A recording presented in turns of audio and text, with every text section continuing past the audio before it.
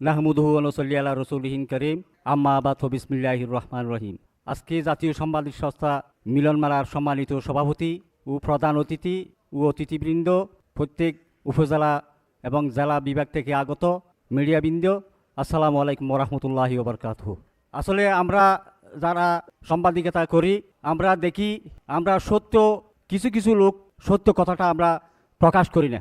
আমরা প্রতিটি উপজেলায় দেখি ইউনের কাছে গিয়ে ইউনের যে অনিয়ম দুর্নীতি এগুলা কথা বলে না, প্রতিবাদ করে না। আমাদের লোহাগাড়া উপজেলার ইউনের কাছে আমাদের একটা জাতীয় সাংবাদিক সংস্থার বিজ্ঞাপনের জন্য আমি গিয়েছি।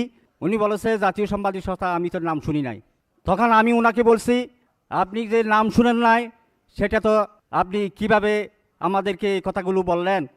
আমাদের জাতীয় সাংবাদিক সংস্থা হলো আজকে ৪৬ বছর।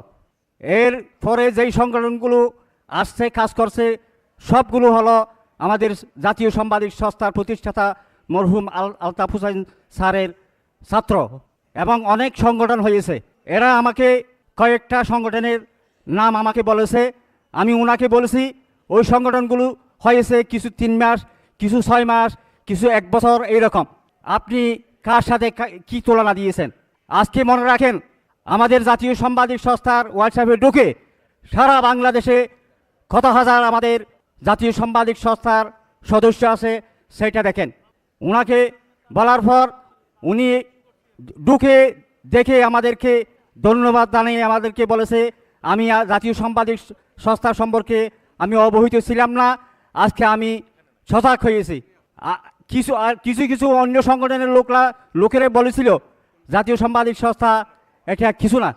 আমি বলেছি, ইউনু মহোদয়, আপনার আশপাশ যারা আছে তারা আপনাকে তেল মারে, আপনি মাসে মাসে তাদেরকে কিছু সুবিধা দেন। আমি এই উদ্দেশ্যে তাদেরকে বলেছি, তোমরা যদি কলম সৈনিক হয় সত্যিকারে, তাহলে এই উপজেলার মধ্যে যে দুর্নীতি হচ্ছে সেই দুর্নীতির বিরুদ্ধে কোনোদিন নিউজ পাই নাই। আমি সকল সাংবাদিকদেরকে আমি আহ্বান করব, আপনারা কলম সৈনিক, কলম যোদ্ধা, অন্যের বিরুদ্ধে লেখনীর মাধ্যমে প্রতিবাদ করতে হবে। আমরা যেখানে নির্যাতিত নিপীড়িত আছে তাদের পাশে আমাদেরকে দাঁড়াতে হবে। আমরা অনেক দেখেছি। আমি মাহফুজ, আমি চট্টগ্রাম ডিসির সাথেও আমি দুর্নীতির কথা আমি বলেছি, সাতকানিয়া উপজেলার ইউনু বিরুদ্ধে এবং লোহাগাড়া ইউনুর বিরুদ্ধে।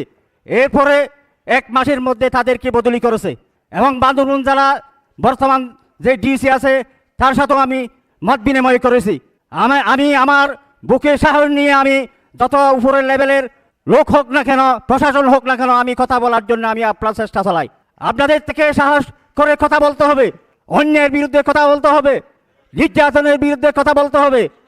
আর আমি জাতীয় সাংবাদিক সংস্থার কেন্দ্রীয় নির্বাহী পরিষদেরকে আমি অবহিত করছি, সকল সাংবাদিকদেরকে কিছু বেতন ভাতা করার জন্য সরকারিভাবে আমি অনুরোধ জানাচ্ছি, এবং আমাদের চট্টগ্রাম দক্ষিণ জেলার পক্ষ থেকে আপনাদেরকে ধন্যবাদ জানিয়ে আমার সংক্ষিপ্ত বক্তব্য শেষ করছি। আসসালামু আলাইকুম ওয়া রাহমাতুল্লাহি ওয়া বারাকাতুহু।